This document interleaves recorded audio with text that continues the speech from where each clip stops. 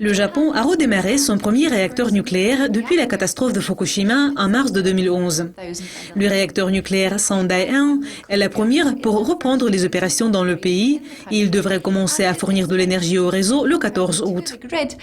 Thierry Brosse me rejoint par téléphone aujourd'hui pour discuter cette nouvelle et d'autres développements dans le secteur de l'énergie. Thierry, depuis septembre de 2013, le Japon n'a pas eu d'activité nucléaire. Mais avant la catastrophe, environ 30% de l'énergie du pays était d'origine nucléaire. Est-ce que c'est un changement de la situation? Fukushima a changé les situations. Le marché de l'énergie a été très serré, mais depuis presque un an, il est détendu. Nous avons plus d'offres que ceux dont nous avons besoin, et c'est pourquoi les prix ont beaucoup chuté l'année dernière. Et cela ne va pas changer. Ce sera une étape importante pour l'industrie nucléaire, parce qu'un peu plus de réacteurs nucléaires seront peut-être redémarrés au Japon. Mais nous croyons que ce processus sera très lent, donc pour le moment, cela n'aura pas d'impact sur le marché d'énergie, qui est maintenant tout à fait détendu. Ailleurs, en juillet de 2015, la production du gisement néerlandais de Groningen a atteint un total annuel de 18,77 milliards de mètres cubes, soit 62,6% de la limite annuelle du gouvernement de 30 milliards de mètres cubes qui a été introduite de manière inattendue. Cela signifie qu'au cours de 5 prochains mois, le gisement pourra produire seulement 11,23 milliards de mètres cubes, ce qui est moins que 17,27 milliards de mètres cubes produits de août à septembre de 2014. Quelles sont les implications de l'introduction de cette limite? Si vous vous rappelez, l'année dernière, Groningen a produit 42,5 milliards de mètres cubes, ce qui représente environ 10% de la demande européenne. Cette année, il ne va produire que 30 milliards de mètres cubes. C'est une baisse de 12,5 milliards de mètres cubes et c'est une chute considérable dans l'approvisionnement en gaz. Nous nous attendions à ce que cela produise un impact sur le prix et cela a eu un effet le jour de l'annonce.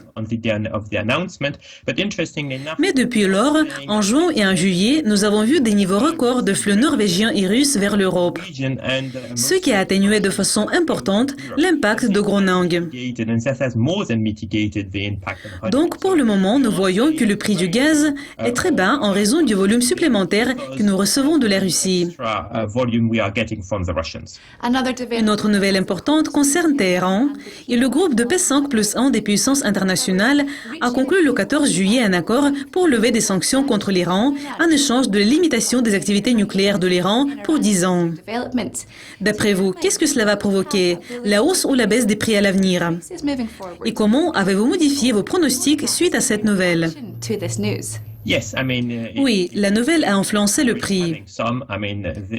Nous avons observé que le sentiment baissier a touché le pétrole et cela influence le prix du gaz.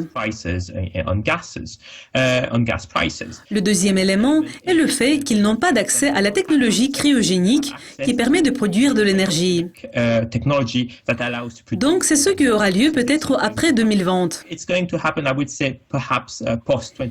Mais je pense que l'Iran va produire plus de gaz. Il sera en mesure de transporter plus de gaz via la Turquie, peut-être vers l'Europe, d'ici 2018-2019. Donc le sentiment baissier a été renforcé par l'accord iranien. Et n'oubliez pas que l'Iran est le pays numéro 1 en termes des réserves de gaz prouvées. Vous avez mentionné les périodes d'ici 2020. Quels autres facteurs inconnus peuvent survenir lors de cette période et comment peuvent-ils influencer le marché? Oui, nous avons parlé seulement des éléments négatifs, sans mentionner des facteurs contribuant à la hausse. À court terme, il y a un facteur lié à la situation actuelle en Ukraine, en Russie et en Europe. En plus, la Russie a déclaré plusieurs fois qu'elle ne veut pas transporter le gaz via l'Ukraine après 2020. L'accord avec l'Ukraine pour le transport de gaz vers l'Europe et la Turquie prend fin le 31 décembre de 2019. Et donc, une des inconnues, c'est les situations avec le gaz russe. Il reste à savoir si la Russie ne va vraiment pas transporter le gaz via l'Ukraine. Ce qui signifie que cela pourrait rééquilibrer l'offre et la demande. Nous aurons besoin de plus de gaz qui pourrait provenir des États-Unis.